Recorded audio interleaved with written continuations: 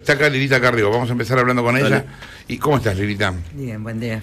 ¿Cómo Feliz estás año. viendo toda esta locura? Y la verdad es que yo lo sigo hace 20 años, exactamente cuando estalló la bomba. Yo era convencional constituyente, recién entraba a la política, estaba en la convención de Santa Fe, así que una de mis obsesiones a lo largo de estos 20 años fue el atentado a la Embajada de Israel, por el que yo pedí juicio político a todos los miembros de la Suprema Corte, porque del 92 recién hubo una imputación en el 99, cuando ya un sector de la yihad se había atribuido el atentado a Foca 239 de la causa, es decir, en Beirut, un cable que estaba en Cancillería.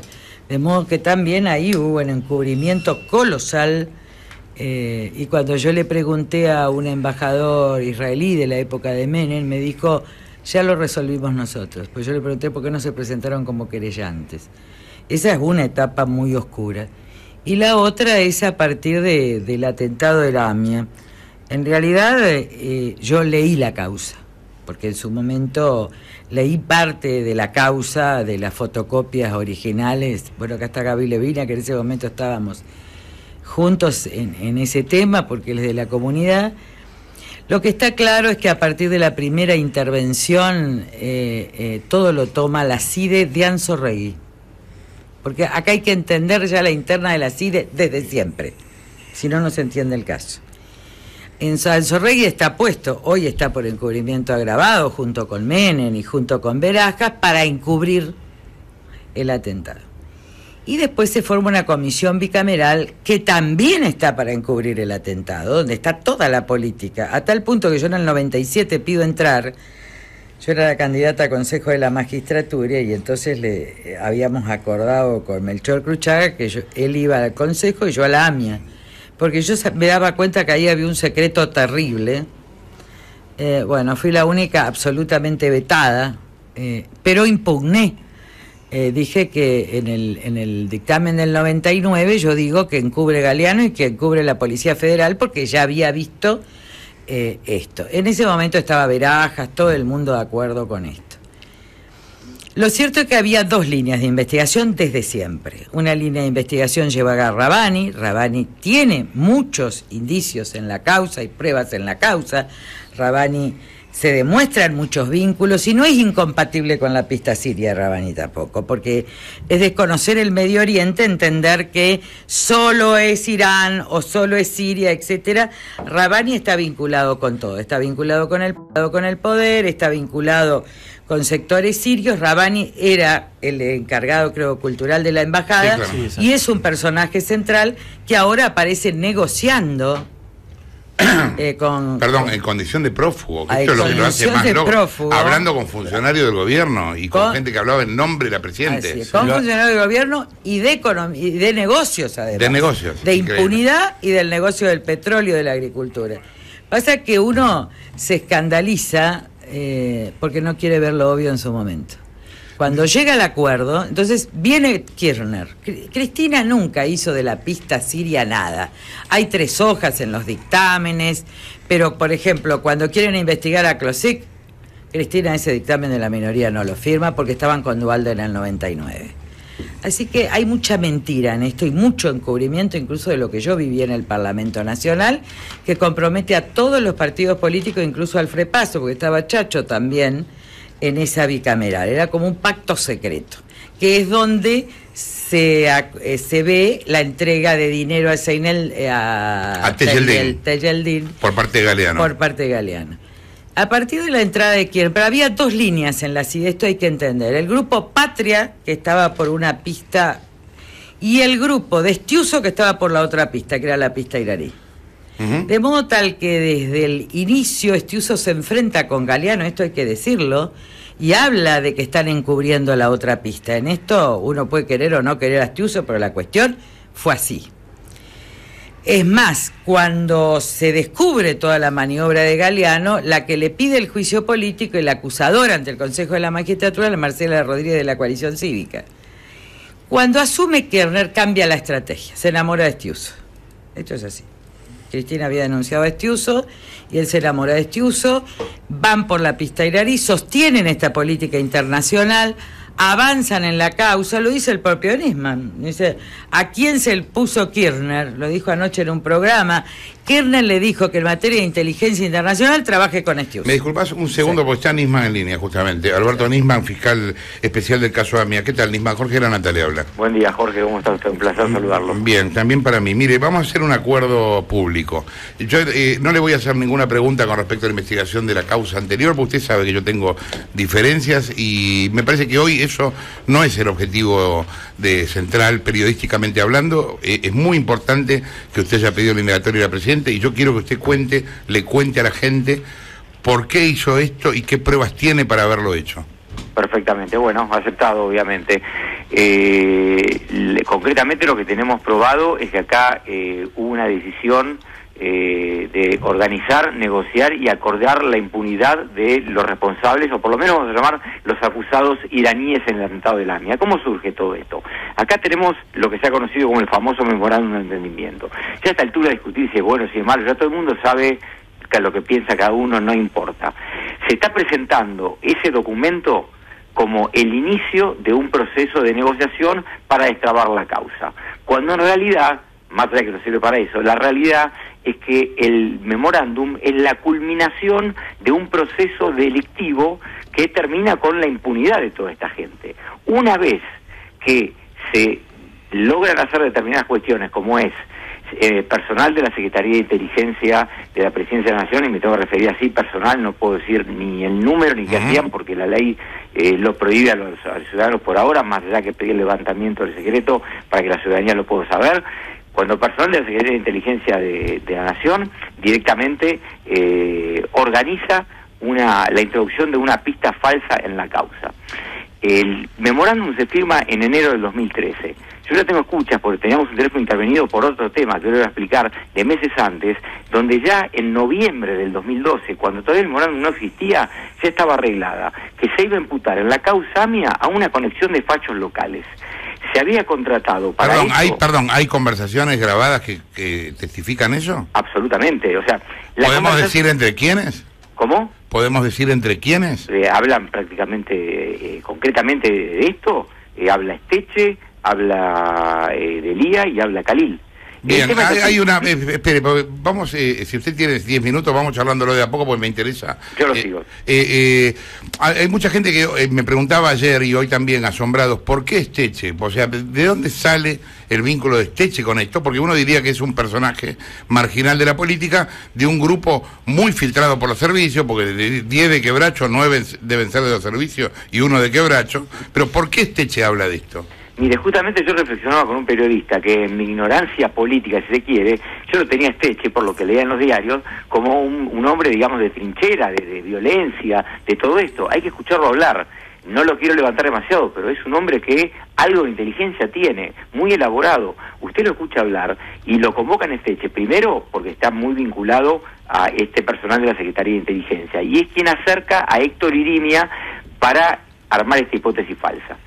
Esteche no solo acerca a Héctor Irimia, sino que da ideas que, más allá de que son ilegales, no son absurdas, son razonamientos que uno puede decir, no coincido, pero son normales está bien. En este punto. O sea, Esteche acá funciona como asesor del acuerdo, digamos. Absolutamente. Tratando de acercar a las partes. No quiero jugar, pero para que sea una idea, no, está bien. Está 10 veces más arriba que Delía, por lo menos por lo que surge las escuchas.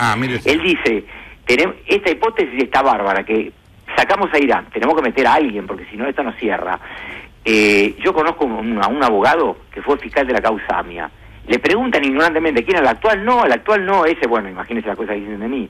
A Héctor Irimia, porque cuando, si te recuerdas, cuando ocurrió el atentado, estaba Muren y Barbaquia, se crea una comisión de 3 o 4 fiscales que asesoran. Irimia está, desde el día 1, es el primero que se va, pero no porque quiere, porque lo hacen en la juez de instrucción. Entonces, Esteche, con buen criterio, entre comillas, jurídico, dice, consultémoslo, él conoce la causa, a ver si el tema engarza, o sea, si esto que queremos meter engancha, por lo menos mínimamente, en este lado.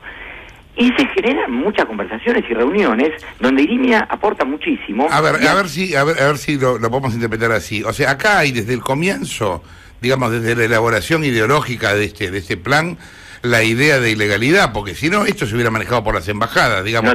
Justamente hay una diplomacia paralela. Esto es una embajada paralela con Irán, digamos. El tema empieza de esta manera. Está bien. Es donde se confunde mucho, que hoy salieron a hablar de intromisión judicial en cuestiones políticas.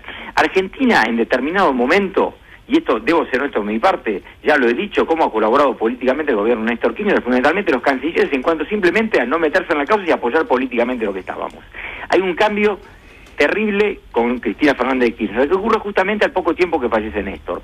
¿En qué consiste ese cambio? Una primera parte que vamos a definirla como legal en este punto. Dicen, queremos acercarnos geopolíticamente a Irán, la cuestión política cambió, hoy los enemigos son otros, los aliados son otros, vamos a acercarnos a Irán. Además vamos a restablecer las relaciones diplomáticas a nivel de embajador, que estaban encargados de negocios. Y fundamentalmente por la crisis energética que tenía y creo que todavía tiene, lo conozco, pero tenía en su momento Argentina, le vamos a comprar petróleo a Irán y si podemos le vendemos granos. Bueno, perfecto. Hasta ahí uno dirá, me gusta, no me gusta, equivocado, ¿no? Pero Argentina, como cualquier país en política exterior, obviamente puede decidir lo que tiene que hacer. Lo que quiera, aliarse hasta con un país terrorista. Hasta ahí todo bien. El problema está que el paso siguiente, ¿cuál es? El razonamiento que ellos llegan es, toda esta política que queremos llevar adelante es absolutamente inviable en la medida que suscitan las cuestiones de la causa AMIA. Entonces, como nos interesa lo otro, borremos la causa AMIA, y ahora lo que ellos siempre dijeron, ¿se acuerda cuando decía, no vamos a permitir que la causa AMIA sea utilizada como una pieza de ajedrez, en obvia alusión a que yo respondí a Estados Unidos, etcétera, etcétera? Bueno, es justamente lo que han hecho. Dijeron, ahora, el autor del atentado a la causa AMIA ya no va a surgir de las pruebas, va a ir en consonancia con la nueva política exterior argentina. Bueno, paro acá un segundo. Si el gobierno hubiera querido en verdad legalmente hacer eso, lo que tendría que haber hecho es haber fallado en primera instancia sobre la causa, después haber apelado, después haber fallado en segunda, y en algún momento cambiar el objeto de la investigación y decir no fue Irán, pero lo tendría que haber hecho adentro de la justicia. Obviamente, no, bueno, es importante aclarar esto, porque no es que desde una mesa de bar el gobierno puede decir el culpable es tal, y aun cuando yo creo que usted esté equivocado, yo tengo que demostrar que usted esté equivocado, no es que yo tengo que decirlo. Yo un día lo mostraba, escucha que sale esto al margen, un comentario, obviamente la responsabilidad no se prueba por una escucha que pueden hablar, pero los iraníes, hasta en estas escuchas, que no viene al caso, se jactan de ser los responsables del atentado, pero eso es otra cuestión. Lo que usted dice, volviendo al tema, es cierto, no solo no lo puedo hacer el Poder Ejecutivo, no lo puedo hacer el Poder Judicial, no lo puedo hacer yo tengo que hacer lo que digan las pruebas. En su momento yo tuve que acusar al menemismo, lo acusé, los menemistas me dijeron de todo. Tuve que acusar a una persona con la cual había trabajado y que hoy la llevo a juicio, con la cual tenía una relación, que no era amigo, pero estaba en otro partido político como el comisario Palacios, y los que ahora me critican no dicen absolutamente nada. ¿Usted se cree que a mí me causa gracia hacer esto? O sea, institucionalmente siento vergüenza tener que hacerlo, pero lo haría y lo volvería a hacer 10 millones de veces. Pero bueno, entonces, nadie podía hacer eso, y esta persona deciden hacerlo. Había que hacerlo de una manera ilegal. Entonces, punto número 1, cuando se toma la decisión, primero, la Secretaría de Inteligencia empieza a operar peor que si fueran los defensores de los iraníes. Yo tengo una acusación que gustará o no gustará, que fue avalada en el Comité Ejecutivo, por ejemplo, por países que uno puede decir, mire qué cerca de Irán que están. Teóricamente tendrían que votar por Irán y votaron por Argentina, India, Rusia, Marruecos, Argelia, y por 90 países en la Asamblea General de Interpol. No digo que con esto sea válido, digo, no la pueden borrar así de un plumazo. Entonces, sin perjuicio de ello, dice, armamos toda esta parte falsa. En simultáneo, le ordena a Timerman, dice, encárgate de liberar de responsabilidad a los iraníes. Es ahí cuando... Perdón, ¿quién ordena a Timerman? Todo lo ordena la Presidenta de la Nación.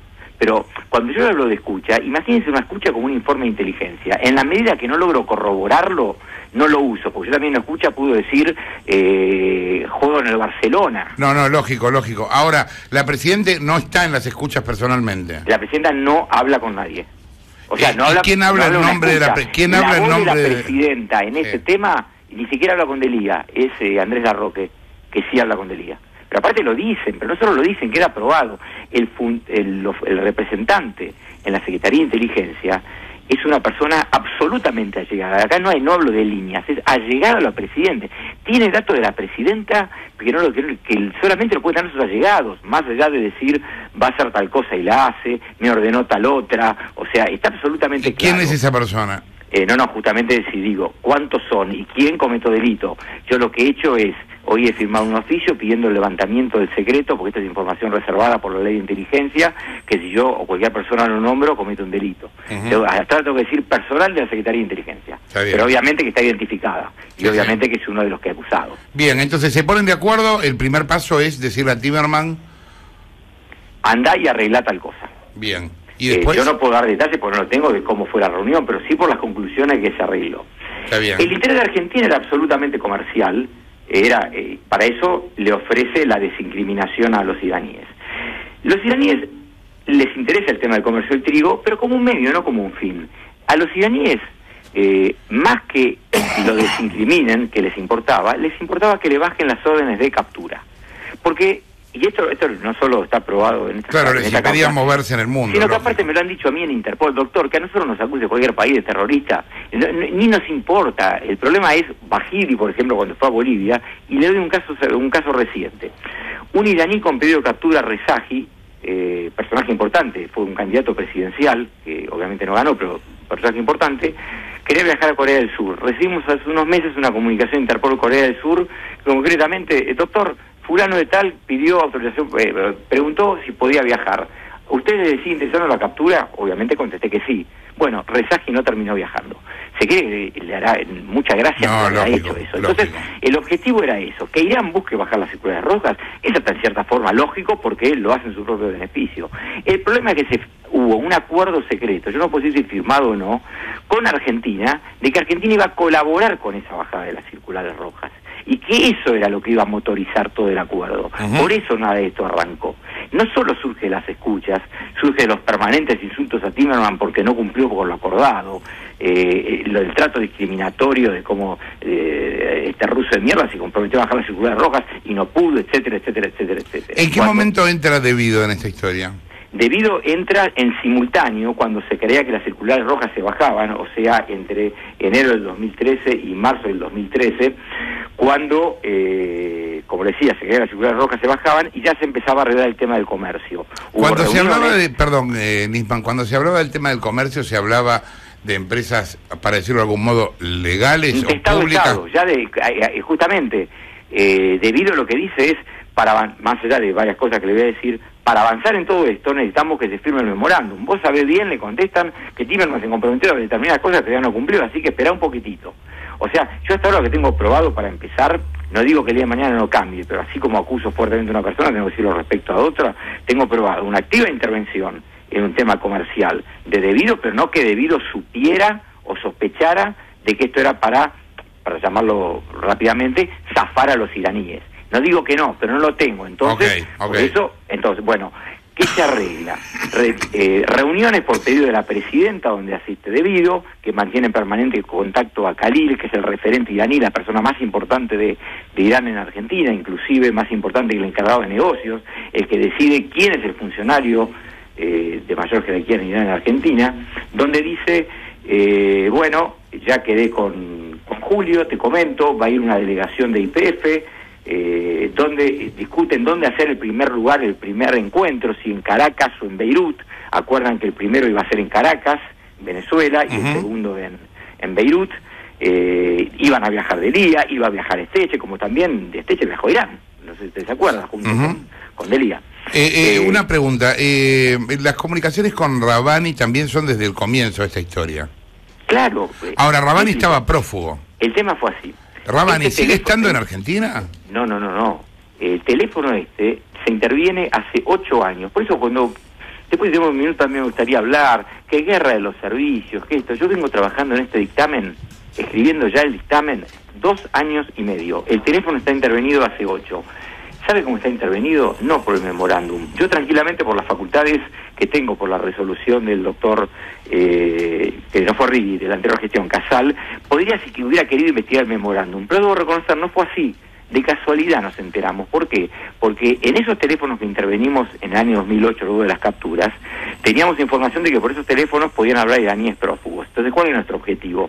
Captar alguna conversación para después detectar de dónde hablaban. Tuvimos y no tuvimos suerte. De Rabani, por ejemplo, detectamos muchísimas. y las escuchamos. La mala suerte, le hablo del año 2008, 2009, 2010, sí. era que hablaba siempre de Irán. El teléfono me daba de Irán, con lo cual digo, no puedo tenerlo. Teníamos la esperanza que viajar a algún otro lado y todo. Entonces, desde ese teléfono es donde empiezan a aparecer estas escuchas. O sea, desde ese teléfono, el teléfono de Khalil. Ajá. Y todos hablan con Khalil. Por ejemplo, el personal de la CIDE no habla directamente a Rabani, pero ¿qué hace? El personal de la CIDE le dice, mira, en la causa, escuche lo que le digo, pasa esto, esto y esto, ustedes van a zafar por tal tema. El fiscal Nisman no entendió que ahora los tiempos políticos cambiaron, que el imputado es otro. Más allá de los datos personales, nada del otro mundo, pero que no tienen por qué saberlo, datos personales míos, de mi ex mujer, que es jueza, datos de menor edad, que se imagina de quién hablará, que no son nada tranquilizadores para un padre o para un familiar escuchar determinadas cuestiones, datos personales más que la pata para arriba, etcétera, etcétera, etcétera. Todo eso, y por ejemplo dicen, y tenemos que hacer tal cosa. Entonces Khalil le dice, espera que lo consulto a Rabani, o sea, el propio imputado, ya no el Estado terrorista, que sería gravísimo, el propio imputado decide los pasos a seguir. Le dice a Khalil, lo escucha, le dice, entendí todo, pero aparte, por citarle una escucha, mándeme todo por un mail, así evalúo y le digo cómo actuar. O sea, las decisiones de Irán las tomaba Rabani y el gobierno argentino lo sabía. Nisman. Acciones, le termino con esto, acciones que en cuanto a la impunidad no podía tomar ni con Rabani ni con nadie, porque la impunidad es un delito, y en cuanto al comercio la podía tomar si quería el Estado argentino, pero no con Rabani, que era un prófugo de la causa. Claro. Es como que el presidente de Estados Unidos negocie bueno, cuando vivía con Bin Laden. Nisman, ¿qué tal? Nicolás Wiñaski soy. ¿Cómo está, Nicolás? ¿Qué Bien. Ahora, Rabani está en Irán, o las conversaciones telefónicas lo detectaban ahí. ¿Y qué pasa con Khalil, este otro personaje que usted dice que... Vive acá en Argentina, es una de las personas que le pedí la indagatoria y le pedí la prohibición de salida del país. ¿Y la prohibición de salida del país ya es efectiva? No, porque tiene que ordenarlo el juez. Yo he pedido de todos los personas que he acusado la prohibición de salida del país, obviamente no de los funcionarios, porque descarto que ninguno se va a perfugar. Lo he pedido concretamente de Esteche, de Delía, de Khalil y del personal de la Secretaría de Inteligencia. Me quedé con una cosa que usted dijo al principio de la entrevista, que los iraníes explicitaban que incluso se jactaban de haber cometido el atentado. ¿Esto en las escuchas surge de conversaciones entre iraníes o incluso entre iraníes y argentinos? Por lo que recuerdo, entre iraníes seguro, y creo que entre iraníes y un argentino también. Le doy otro ejemplo. Por ejemplo, ¿usted recuerda cuando Pérsico tuvo que ir a disculparse a la DAIA porque no sé qué le había dicho en un acto? Bueno, hay una charla entre Delía y creo que es Khalil, donde le recriminan a Pérsico primero cómo se va a disculpar con los judíos. Entonces, o sea, empieza con esa crítica y después terminan diciendo, el gran problema de Pérsico es que habla mucho. O sea, ¿qué le criticaban a Pérsico? Que Pérsico repetía esta frase, que no tenía que decir tanto, como que Pérsico decía, yo sé que los del atentado, muchachos, fueron ustedes los iraníes, los justifico por motivos superiores, pero bueno, también hay que entender cuando los acusan que es por algo. O sea, le criticaban como que hablaba mucho en ese sentido. ¿Cómo se enfrenta a lo del Congreso en estos días próximos? ¿Cómo, perdón? ¿Cómo piensa enfrentar lo del Congreso en estos días próximos? No lo entendí, enfrentar. Enfrentar, bueno, nada, usted va a ir ahí a dar sus argumentos, digamos. ¿Qué espera que pase ahí? No, me invitaron a exponer sobre este tema y lo voy a hacer. Quería que fuera hoy, la verdad que estaba muy cansado, y bueno, quedamos para el lunes. Me invitó a la comisión, la presidenta de la Comisión de Asuntos Penales, Patricia Burrich, me dijo que iba a invitar a la mayor cantidad de legisladores posibles. Yo le dije, tengo todo el tiempo del mundo, estoy dispuesto a contestar todo lo que sea, soy el primero en que quiero que esto se esclarezca. Usted sabe que más allá del punto de vista judicial, que me imagino que habiendo laburado muchos años en esto, usted lo conoce bien, acá hay una pelea política que va a suceder, quiera usted o no, digamos, usted se va a encontrar en el medio de esa pelea. ¿Esa pelea va a poder influir sobre los contenidos de lo judicial o de qué manera podría modificarlo? ¿Usted se refiere a una pelea política dentro de la reunión del Congreso? No, a usted se le está tirando el gobierno encima, con todo lo que tiene. Sí. Si usted ve hoy la prensa oficial y la paraoficial, usted va pasado a ser el enemigo público número, pongámosle 1 o 2, compitiendo con Mañeto. Creo que no estuve en desacertado cuando hace poco le dije a mi hija, prepárate para escuchar de tu padre cosas que en tu vida pensaste que se pueden decir de una persona. Pero bueno, es así. Sí, lo tengo claro, ¿no? Que no va a afectar en lo más mínimo, no hubiera hecho esto. Van a decir lo que quieran decir, yo voy a seguir con esto, y en el hipotético caso que no tenga razón, lo voy a aceptar, pero porque me lo digan las pruebas y me demuestran que estoy equivocado. No, yo ni contesto las cuestiones políticas. Yo podría, de las escuchas, se hablan de agrupaciones, de todo. Para mí eso tengo que pensar como fiscal, no existe. Son nombres, son personas, han hecho determinadas cosas, punto. Fíjese, pareciera una contradicción que la propia unidad que crea Néstor Kirchner termina acusando a su esposa. ¿Es culpa mía? No, es culpa, en todo caso se da, si logro probar la responsabilidad, culpa de ella, o de la persona que hizo todo esto. Será una paradoja, lo que sea, pero acá son personas, no dudo que haber pelea política. La única garantía que tengo yo, que no puedo garantizar que lo logre, porque ya son cosas que exceden, pero sí que lo voy a intentar 100%, es yo no me puedo mover un centímetro de dos cuestiones, ni de la legalidad ni de la cuestión jurídica. Gracias, Nisman, por la comunicación. Alberto Nisman, fiscal especial de la MIA. Disculpa, Merilita, pero me pareció importante escuchar todo lo que escuchamos, que vuelve todavía más increíble toda la historia, ¿no? Por obvio. Sí. La verdad que esto, cuando llegó el memorándum, lo de Alepo, que yo estaba de vacaciones, empecé a estudiar entre chiitas, sunitas y todo, porque bueno, casi tuve una especialización en enero y febrero para poder enfrentar esto. Ahora, cuando uno leía el memorándum, era obvio que había un acuerdo con Irán. Era obvio que estaban interfiriendo en la justicia argentina. Era obvio que el único objetivo de los iraníes es levantar la orden de Interpol, se lo dijo toda la oposición. Uh-huh. Y era obvio que estaban engañando a todos. Entonces, yo lo único que hice fue diseñar una estrategia. ¿Cuál fue la estrategia? Declaremos la nulidad por inconstitucionalidad. En ese momento que pedimos la nulidad por inconstitucionalidad, porque no puede no respetar el derecho interno, un acuerdo con otro país, los convencí a la DAIA y a la AMIA, que estaban en posturas, después se dieron vuelta, pero al principio se acuerdan que algunos aprobaban, sí. Se fue por la nulidad, se logró la nulidad por inconstitucionalidad en la Cámara, y bueno, esto ya... Y por el otro lado, pedimos el juicio político a Cristina Kirchner y a Timerman, por las responsabilidades de esto, y además pedimos la declaración de nulidad. Estaba muy claro la jugada. Lo que quizás no teníamos pruebas, estaba muy claro que estaban buscando petróleo. Miren, este no es el primer antecedente en el mundo. Estados Unidos, que fue el gran defensor fue conocer el genocidio armenio, producido por los turcos, al momento de los tratados de Cleveland, los largan a los armenios por inversiones de eso en Turquía. Es decir, de estas historias sucias, terribles, lo que acá adquiere el viso es lo grotesco. Es esa diplomacia paralela, CIDE, es decir, yo lo vi en el 2001, cuando Quebracho golpeaba las puertas del Congreso, era una operación comandada por la CIDE por Duhalde. Así que eso es CIDE, Delía, que va todas las veces, que promueve y se relaciona con grupos... No, bueno, vos te acordarás, en la televisión hablamos de los negocios petroleros de Delía, o sea, tampoco esto era nuevo y tampoco es casual que Delía esté metido acá en el medio. Por eso era todo obvio, lo que están son pruebas, a mí me basta con las escuchas. Porque yo quiero saber la verdad. Después, si hay justicia o no en esta Argentina no se sabe de quién.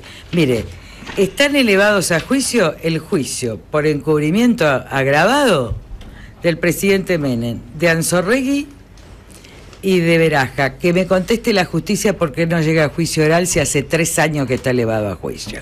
Es decir, también acá hay una protección de otros sectores de la justicia a lo que se ha llamado la corporación política. Incluso le diría al hijo, ¿por qué no procesó a los miembros de la bicameral, que también encubrieron? Pero en ese juego lo cual es importante es la terrible política internacional de Cristina. Miren cómo se equivocan. Va por Irán porque efectivamente en ese momento, ¿se acuerdan? Brasil se había metido en Turquía con escasos resultados, había hecho un desastre Lula, y ahora iba por Irán en el mismo momento que también Estados Unidos iba retirándose porque va a ser el primer exportador de petróleo en 10 años por el shale gas. Y ella también quiere copiar, pero no solo eso. Es obvio que ella se junta con una diplomacia paralela que tiene relaciones con grupos terroristas de Medio Oriente. Y acá cierra todo en la política internacional. Ahí ustedes entienden lo de París.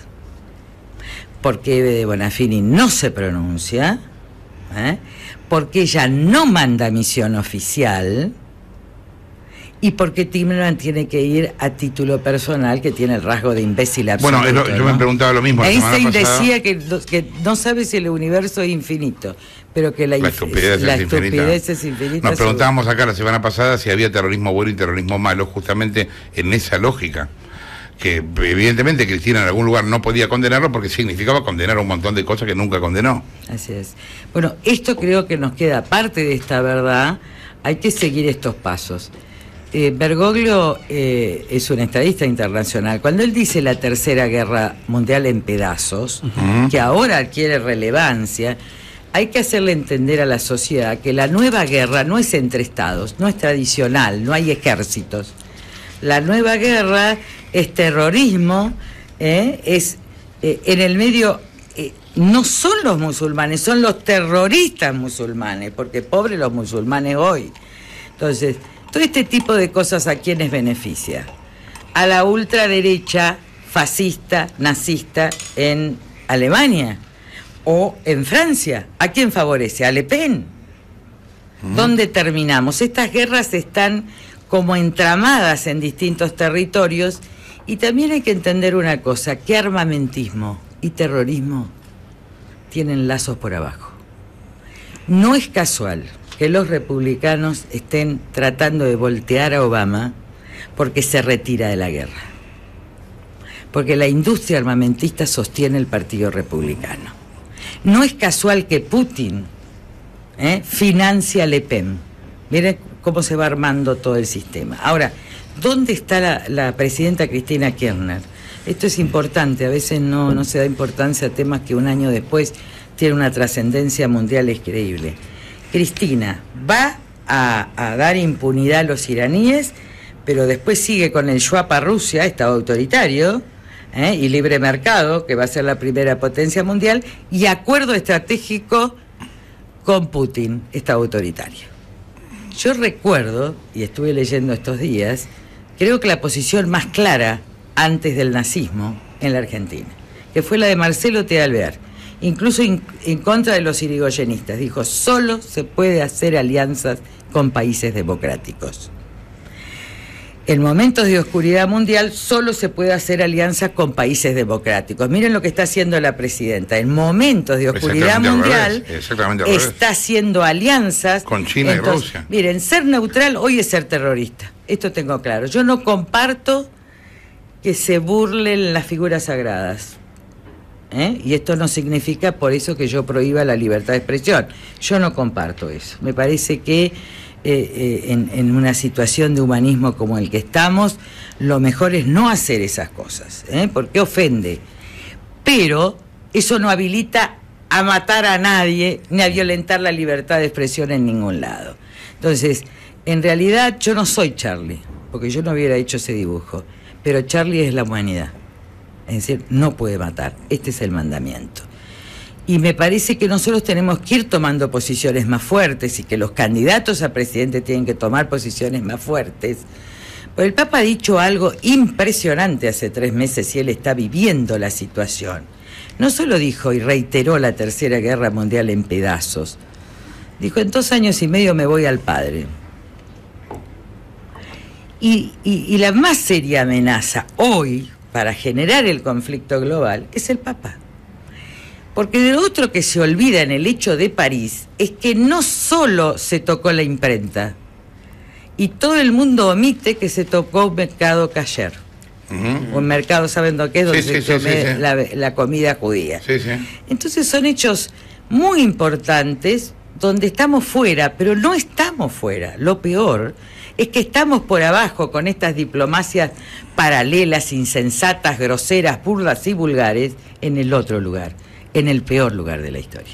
Yo escuchaba hace un tiempito corto declaraciones tuyas hacia Cristina como diciendo, bueno, no prefiero no meterme con ella, está enferma, etcétera.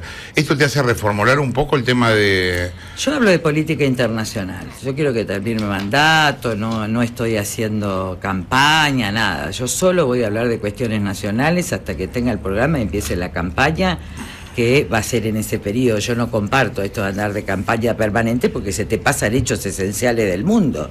Entonces, por eso estoy acá en Buenos Aires. Descansaré cuando vengan los otros, pero en esto tan grave uno tiene que intervenir, porque la verdad es que yo estoy analizando desde hace 2 años. Yo te diría que desde este acuerdo que me he metido en la cuestión chiita, sunita, después del tema de energía, el tema del shale gas, la crisis del petróleo, si el mundo está cambiando a pasos agigantados, es una oportunidad, pero también las crisis de civilización son muy oscuras y muchas veces llevan mucha sangre, no acá. El problema está en Europa, como yo lo decía en el 2004, en el contrato moral. El problema es el tiro al corazón de Europa que el Medio Oriente significa en medio de las distintas intervenciones.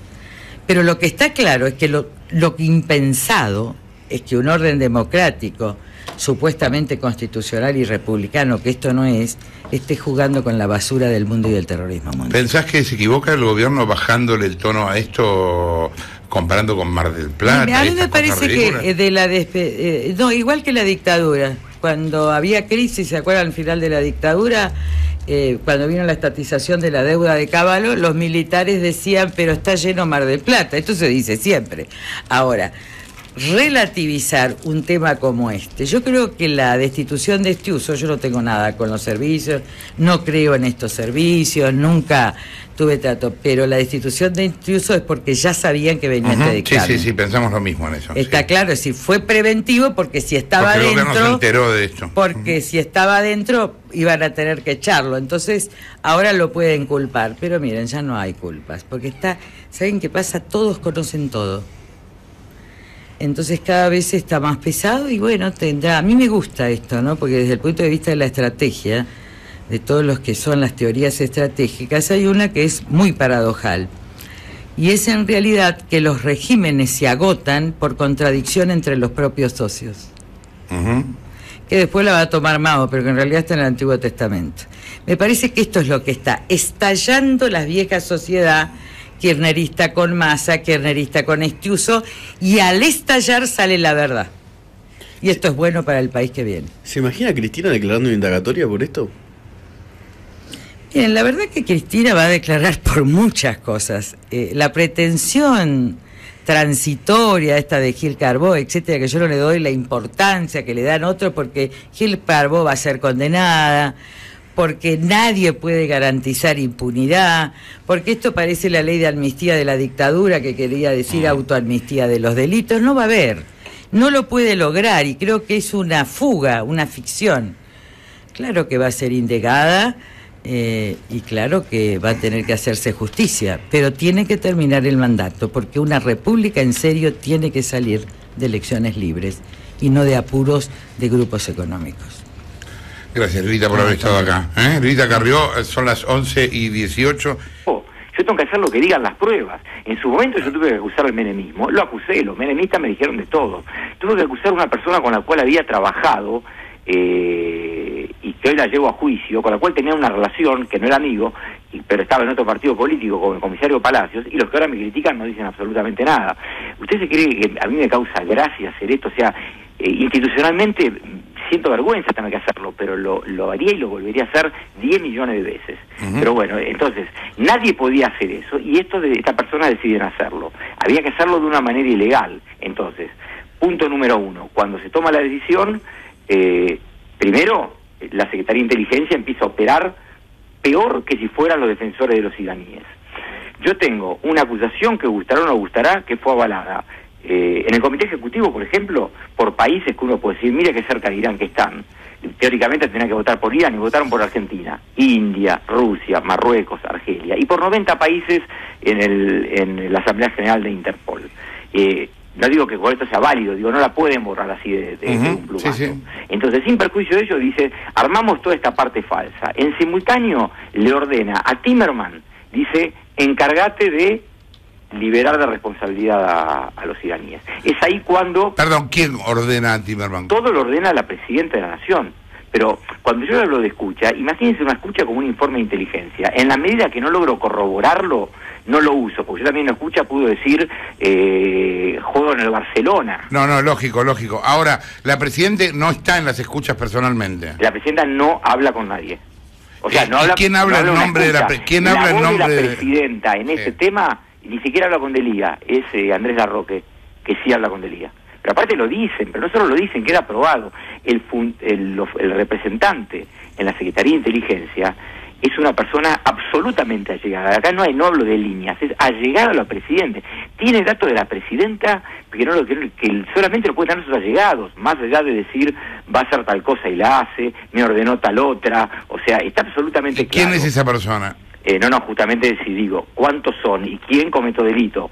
Yo lo que he hecho es, hoy he firmado un oficio pidiendo el levantamiento del secreto, porque esta es información reservada por la ley de inteligencia, que si yo o cualquier persona lo nombro, comete un delito. Hasta tengo que decir personal de la Secretaría de Inteligencia. Pero obviamente que está identificada, y obviamente que es uno de los que he acusado. Bien, entonces se ponen de acuerdo, el primer paso es decirle a Timerman... Andá y arreglá tal cosa. Bien. ¿Y después? Yo no puedo dar detalles porque no lo tengo de cómo fue la reunión, pero sí por las conclusiones que se arregló. Está bien. El interés de Argentina era absolutamente comercial, para eso le ofrece la desincriminación a los iraníes. Los iraníes les interesa el tema del comercio del trigo, pero como un medio, no como un fin. A los iraníes, más que lo desincriminen, que les importaba que le bajen las órdenes de captura. Porque... Y esto no solo está aprobado en esta... Claro, les impedían moverse en el mundo. Sino que aparte me lo han dicho a mí en Interpol, doctor, que a nosotros nos acuse cualquier país de terrorista. Ni nos importa. El problema es Bajiri, por ejemplo, cuando fue a Bolivia, y le doy un caso reciente. Un iraní con pedido de captura, Rezaji, personaje importante, fue un candidato presidencial, que obviamente no ganó, pero personaje importante, quería viajar a Corea del Sur. Recibimos hace unos meses una comunicación de Interpol Corea del Sur, concretamente, doctor, fulano de tal pidió autorización, preguntó si podía viajar. ¿Ustedes les sigue interesando la captura? Obviamente contesté que sí. Bueno, Rezaji no terminó viajando. Se cree que le hará mucha gracia que haya hecho eso. Entonces, el objetivo era eso, que Irán busque bajar las circulares rojas. Es hasta en cierta forma lógico porque lo hace en su propio beneficio. El problema es que hubo un acuerdo secreto, yo no puedo decir si firmado o no, con Argentina, de que Argentina iba a colaborar con esa bajada de las circulares rojas. Y que eso era lo que iba a motorizar todo el acuerdo. Por eso nada de esto arrancó. No solo surge de las escuchas, surge de los permanentes insultos a Timerman porque no cumplió con lo acordado, el trato discriminatorio de cómo este ruso de mierda se comprometió a bajar las circulares rojas y no pudo, etcétera, etcétera, etcétera, etcétera. ¿En qué momento entra Debido en esta historia?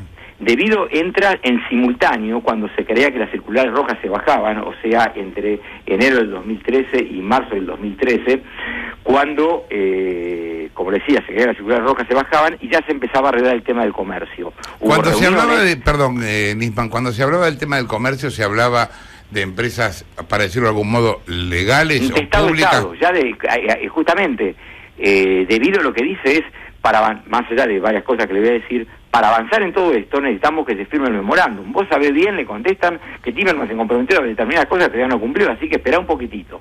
O sea, yo hasta ahora lo que tengo probado para empezar, no digo que el día de mañana no cambie, pero así como acuso fuertemente a una persona, tengo que decirlo respecto a otra, tengo probado una activa intervención en un tema comercial de Debido, pero no que Debido supiera o sospechara de que esto era para llamarlo rápidamente, zafar a los iraníes. No digo que no, pero no lo tengo. Entonces, por eso, bueno, ¿qué se arregla?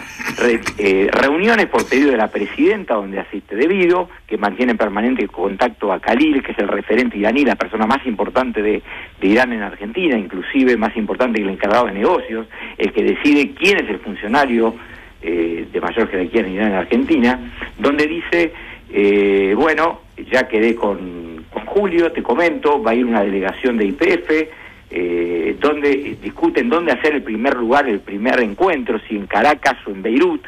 Acuerdan que el primero iba a ser en Caracas, Venezuela, y el segundo en Beirut. Iban a viajar Delía, iba a viajar Esteche, como también de Esteche viajó a Irán, no sé si ustedes se acuerdan, junto con Delía. Una pregunta, las comunicaciones con Rabani también son desde el comienzo de esta historia. Claro. Ahora, Rabani estaba prófugo. El tema fue así. Rabani, ¿sigue estando en Argentina? No. El teléfono se interviene hace 8 años. Por eso cuando... Después de un minuto también me gustaría hablar, que guerra de los servicios, que esto. Yo vengo trabajando en este dictamen, escribiendo ya el dictamen, 2 años y medio. El teléfono está intervenido hace 8. ¿Sabe cómo está intervenido? No por el memorándum. Yo tranquilamente por las facultades que tengo, por la resolución del doctor, que no fue Rigui, de la anterior gestión, Casal, podría, si que hubiera querido investigar el memorándum. Pero debo reconocer, no fue así. De casualidad nos enteramos. ¿Por qué? Porque en esos teléfonos que intervenimos en el año 2008, luego de las capturas, teníamos información de que por esos teléfonos podían hablar iraníes prófugos. Entonces, ¿cuál es nuestro objetivo? Captar alguna conversación para después detectar de dónde hablaban. Tuvimos y no tuvimos suerte. De Rabani, por ejemplo, detectamos muchísimas. Y las escuchamos. La mala suerte, le hablo del año 2008, 2009, 2010, sí. Era que hablaba siempre desde Irán. El teléfono me daba de Irán, con lo cual digo, no puedo tenerlo. Teníamos la esperanza que viajar a algún otro lado y todo. Entonces, desde ese teléfono es donde empiezan a aparecer estas escuchas. O sea, desde ese teléfono, el teléfono de Khalil. Ajá. Y todos hablan con Khalil. Por ejemplo, el personal de la CIDE no habla directamente a Rabani. Pero, ¿qué hace? El personal de la CIDE le dice, mira, en la causa, escuche lo que le digo, pasa esto y esto, ustedes van a zafar por tal tema. El fiscal Nisman no entendió que ahora los tiempos políticos cambiaron, que el imputado es otro. Más allá de los datos personales, nada del otro mundo, pero que no tienen por qué saber, los datos personales míos, de mi ex mujer, que es jueza, datos de menor edad, que se imagina de quién hablará, que no son nada tranquilizadores para un padre o para un familiar escuchar determinadas cuestiones, datos personales más que la pata para arriba, etcétera. Todo eso.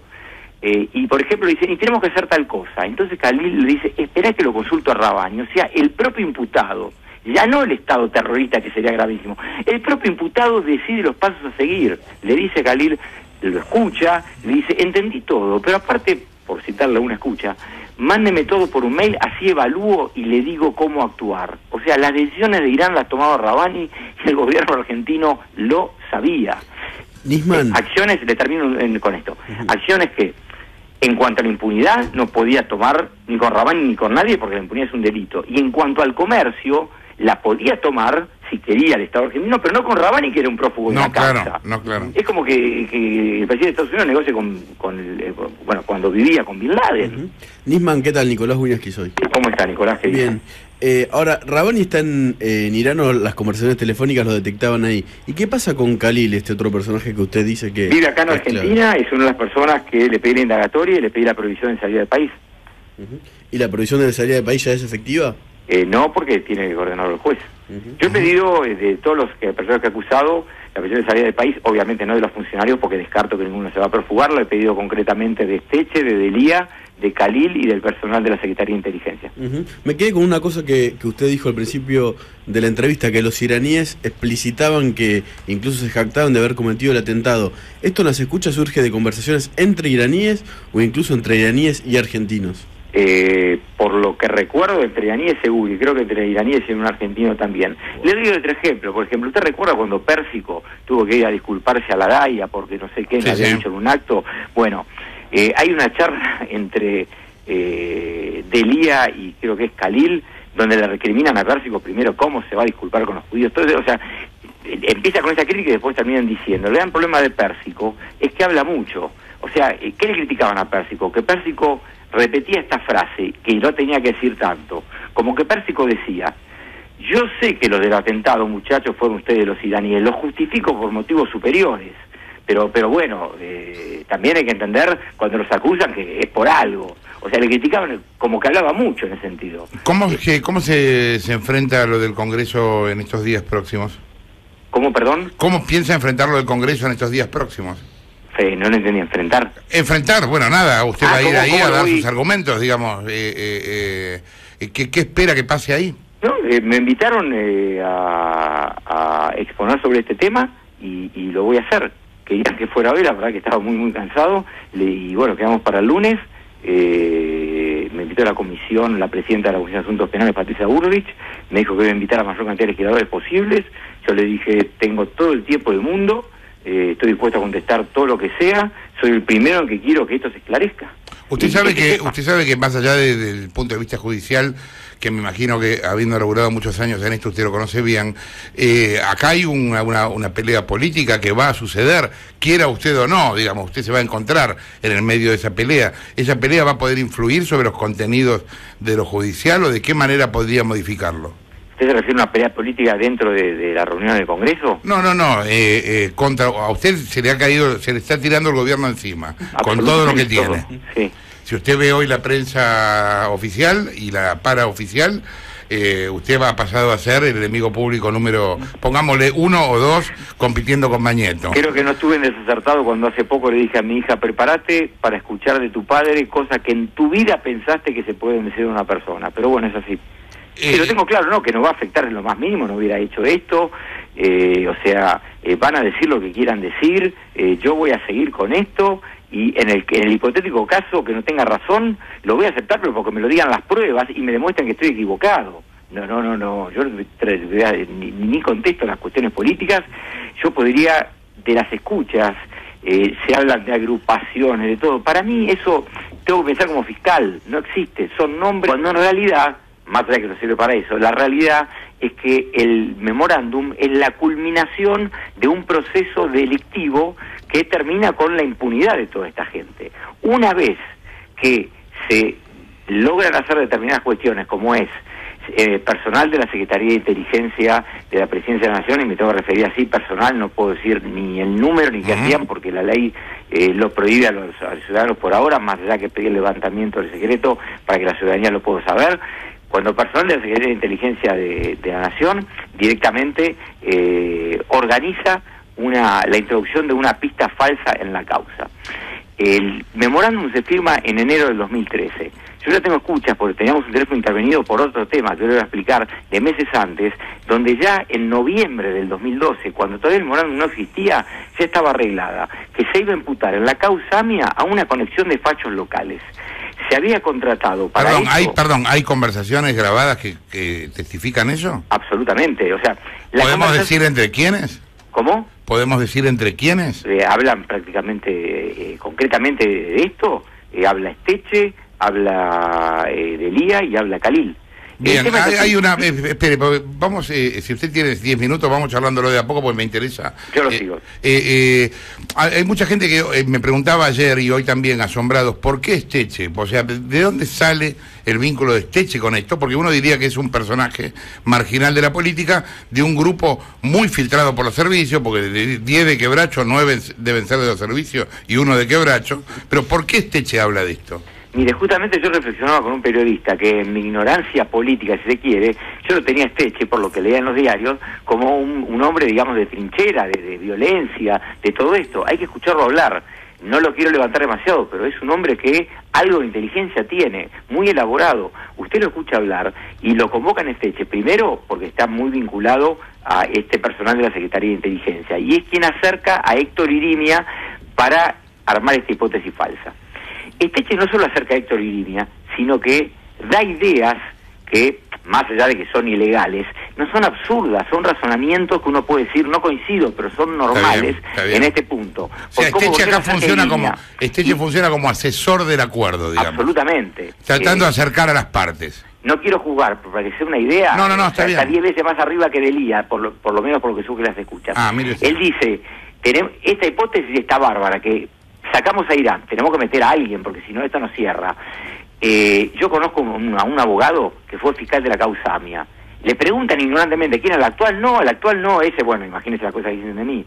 A Héctor Irimia, porque cuando, si te recuerdas, cuando ocurrió el atentado, estaba Muren y Barbaquia, se crea una comisión de 3 o 4 fiscales que asesoran. Irimia está, desde el día 1, es el primero que se va, pero no porque quiere, porque lo hacen en la juez de instrucción. Entonces, Esteche, con buen criterio, entre comillas, jurídico, dice, consultémoslo, él conoce la causa, a ver si el tema engarza, o sea, si esto que queremos meter engancha, por lo menos mínimamente, en este lado.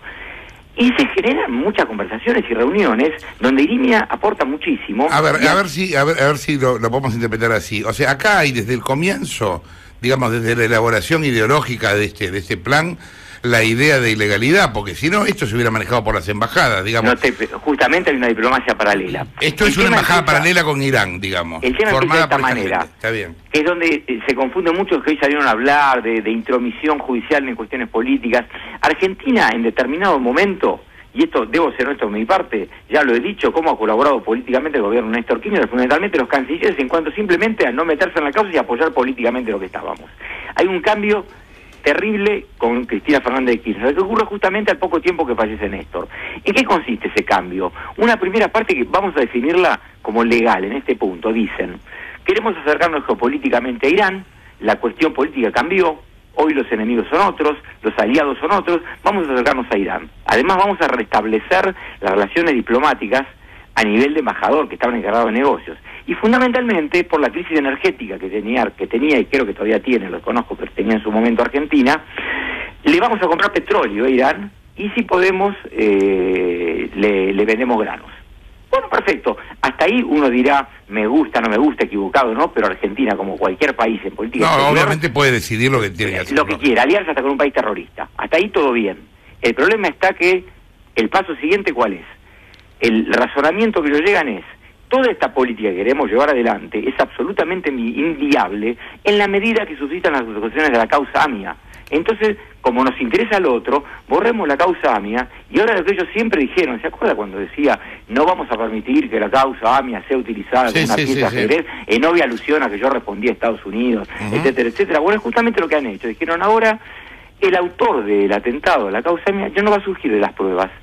Va a ir en consonancia con la nueva política exterior argentina. Bueno, paro acá un segundo. Si el gobierno hubiera querido en verdad legalmente hacer eso, lo que tendría que haber hecho es haber fallado en primera instancia sobre la causa, después haber apelado, después haber fallado en segunda, y en algún momento cambiar el objeto de la investigación y decir no fue Irán, pero lo tendría que haber hecho adentro de la justicia. Obviamente, no, bueno, es importante aclarar esto, porque no es que desde una mesa de bar el gobierno puede decir el culpable es tal, y aun cuando yo creo que usted esté equivocado, yo tengo que demostrar que usted esté equivocado, no es que yo tengo que decirlo.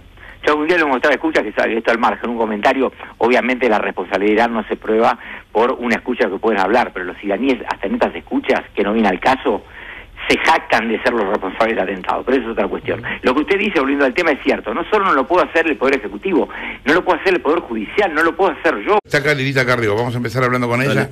¿Y cómo estás, Lilita? Bien, buen día.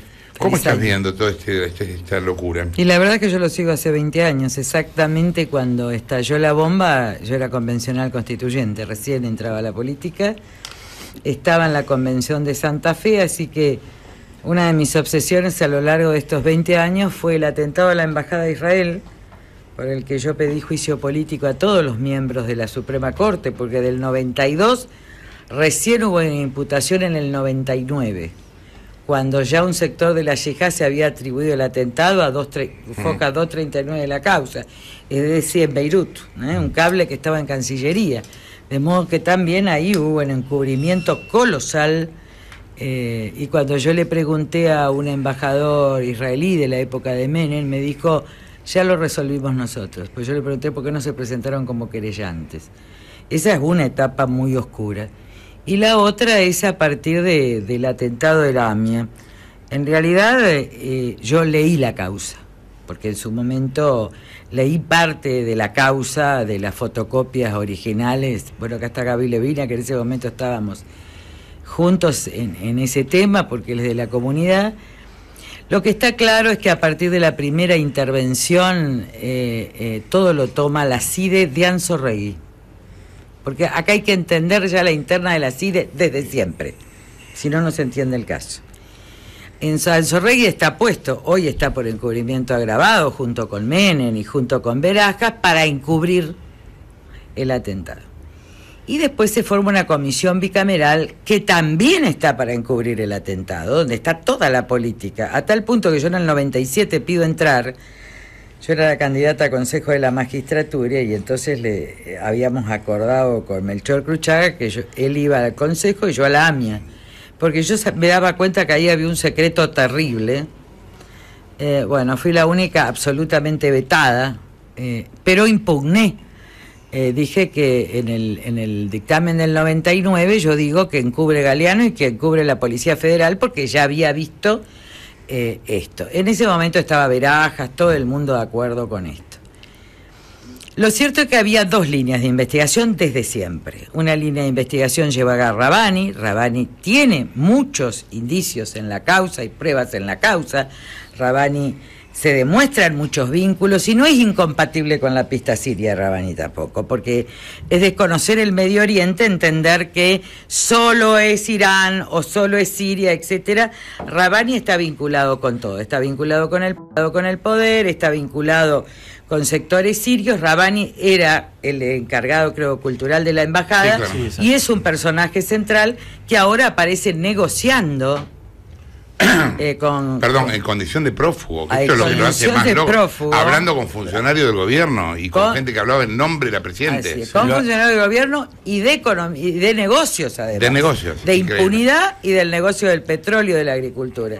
Pasa que uno se escandaliza porque no quiere ver lo obvio en su momento. Cuando llega el acuerdo, entonces viene Kirchner. Cristina nunca hizo de la pista siria nada. Hay 3 hojas en los dictámenes, pero, por ejemplo, cuando quieren investigar a Klosik, Cristina ese dictamen de la minoría no lo firma porque estaban con Dualde en el 99. Así que hay mucha mentira en esto y mucho encubrimiento, incluso de lo que yo viví en el Parlamento Nacional, que compromete a todos los partidos políticos, incluso al Frepaso, porque estaba Chacho también en esa bicameral. Era como un pacto secreto, que es donde se ve la entrega de dinero a Zeynel, a Tejeldin por parte de Galeano. A partir de la entrada de Kirchner, pero había 2 líneas en la CIDE, esto hay que entender. El grupo Patria, que estaba por una pista, y el grupo de Estiuso, que estaba por la otra pista, que era la pista iraní. De modo tal que desde el inicio Estiuso se enfrenta con Galeano, esto hay que decirlo, y habla de que están encubriendo la otra pista. En esto uno puede querer o no querer a Estiuso, pero la cuestión fue así. Es más, cuando se descubre toda la maniobra de Galeano, la que le pide el juicio político y la acusadora ante el Consejo de la Magistratura es Marcela Rodríguez de la Coalición Cívica.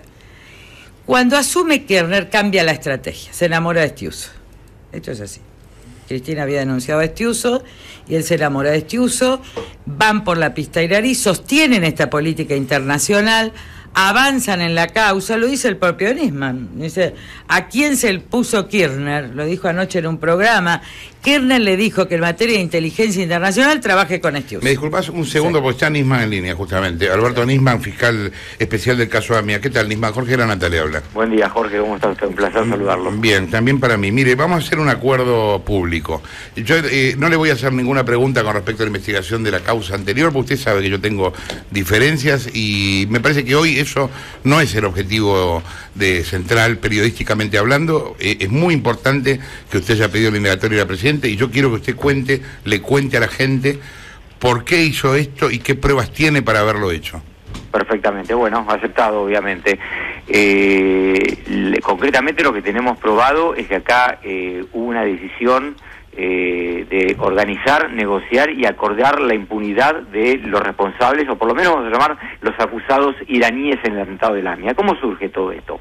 Acá tenemos lo que se ha conocido como el famoso memorándum de entendimiento. Ya a esta altura discutir si es bueno, si es malo, ya todo el mundo sabe que lo que piensa cada uno no importa. Se está presentando ese documento como el inicio de un proceso de negociación para destrabar la causa. Pues son personas, han hecho determinadas cosas, punto. Fíjese, pareciera una contradicción que la propia unidad que crea Néstor Kirchner termina acusando a su esposa. ¿Es culpa mía? No, es culpa, en todo caso se da, si logro probar la responsabilidad, culpa de ella, o de la persona que hizo todo esto. Será una paradoja, lo que sea, pero acá son personas, no dudo que ver pelea política. La única garantía que tengo yo, que no puedo garantizar que lo logre, porque ya son cosas que exceden, pero sí que lo voy a intentar 100%, es yo no me puedo mover un centímetro de 2 cuestiones, ni de la legalidad ni de la cuestión jurídica.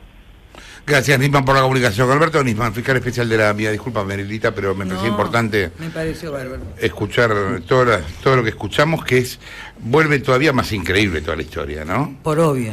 Sí, sí. La verdad que esto, cuando llegó el memorándum, lo de Alepo, yo estaba de vacaciones, empecé a estudiar entre chiitas, sunitas y todo, porque bueno, casi tuve una especialización en enero y febrero para poder enfrentar esto. Ahora, cuando uno leía el memorándum, era obvio que había un acuerdo con Irán. Era obvio que estaban interfiriendo en la justicia argentina. Era obvio que el único objetivo de los iraníes es levantar la orden de Interpol, se lo dijo toda la oposición. Uh-huh. Y era obvio que estaban engañando a todos. Entonces, yo diseñé, lo único que hice fue diseñar una estrategia. ¿Cuál fue la estrategia? Declaremos la nulidad por inconstitucionalidad. En ese momento que pedimos la nulidad por inconstitucionalidad, porque no puede no respetar el derecho interno, un acuerdo con otro país, lo convencí a la DAIA y a la AMIA, que estaban en posturas, después se dieron vuelta, pero al principio se acuerdan que algunos aprobaban, sí. Se fue por la nulidad, se logró la nulidad por inconstitucionalidad en la Cámara, y bueno, esto ya... Y por el otro lado, pedimos el juicio político a Cristina Kirchner y a Timerman por las responsabilidades de esto, y además pedimos la declaración de nulidad. Estaba muy claro la jugada. Lo que quizás no teníamos pruebas, estaba muy claro que estaban buscando petróleo. Miren, este no es el primer antecedente en el mundo. Estados Unidos, que fue el gran defensor fue conocer el genocidio armenio, producido por los turcos, al momento de los tratados de Cleveland, los largan a los armenios por inversiones de eso en Turquía. Es decir, de estas historias sucias, terribles, lo que acá adquiere el viso es lo grotesco. Uh-huh. Es decir, esa diplomacia paralela, CIDE, es decir, yo lo vi en el 2001, cuando Quebracho golpeaba las puertas del Congreso, era una operación comandada por la CIDE por Duhalde. Así que eso es CIDE, Delía, que va todas las veces, que promueve y se relaciona con grupos... No, bueno, nosotros, vos te acordarás, en la televisión hablamos de los negocios petroleros de Delía. O sea, tampoco esto era nuevo y tampoco es casual que Delía esté metido acá en el medio. Por eso era todo obvio. Lo que están son pruebas. A mí me basta con las escuchas, uh-huh, porque yo quiero saber la verdad. Después, si hay justicia o no en esta Argentina no se sabe de quién Mire, están elevados a juicio el juicio por encubrimiento agravado del presidente Menem, de Anzorregui y de Beraja. Que me conteste la justicia por qué no llega a juicio oral si hace 3 años que está elevado a juicio. Es decir, también acá hay una protección de otros sectores de la justicia a lo que se ha llamado la corporación política. Incluso le diría al hijo, ¿por qué no procesó a los miembros de la bicameral, que también encubrieron? Uh-huh. Pero en ese juego lo cual es importante es la terrible política internacional de Cristina. Miren cómo se equivoca. Va por Irán porque efectivamente en ese momento, ¿se acuerdan? Brasil se había metido en Turquía con escasos resultados, había hecho un desastre Lula, y ahora iba por Irán en el mismo momento que también Estados Unidos iba retirándose porque va a ser el primer exportador de petróleo en 10 años por el shale gas. Y ella también quiere copiar, pero no solo eso. Es obvio que ella se junta con una diplomacia paralela que tiene relaciones con grupos terroristas de Medio Oriente. Y acá cierra todo en la política internacional. Ahí ustedes entienden lo de París. Porque Eve de Bonafini no se pronuncia, porque ella no manda misión oficial, y porque Timerman tiene que ir a título personal, que tiene el rasgo de imbécil absoluto. Bueno, yo me preguntaba lo mismo. Einstein decía que no sabe si el universo es infinito, pero que la estupidez es infinita. Nos preguntábamos acá la semana pasada si había terrorismo bueno y terrorismo malo, justamente en esa lógica. Que evidentemente Cristina en algún lugar no podía condenarlo porque significaba condenar un montón de cosas que nunca condenó. Así es. Bueno, esto creo que nos queda parte de esta verdad. Hay que seguir estos pasos. Bergoglio es un estadista internacional. Cuando él dice la tercera guerra mundial en pedazos, uh-huh, que ahora adquiere relevancia, hay que hacerle entender a la sociedad que la nueva guerra no es entre estados, no es tradicional, no hay ejércitos. La nueva guerra es terrorismo es en el medio, no son los musulmanes, son los terroristas musulmanes, porque pobres los musulmanes hoy. Entonces, todo este tipo de cosas, ¿a quiénes beneficia? A la ultraderecha fascista, nazista en Alemania o en Francia. ¿A quién favorece? A Le Pen. ¿Dónde terminamos? Estas guerras están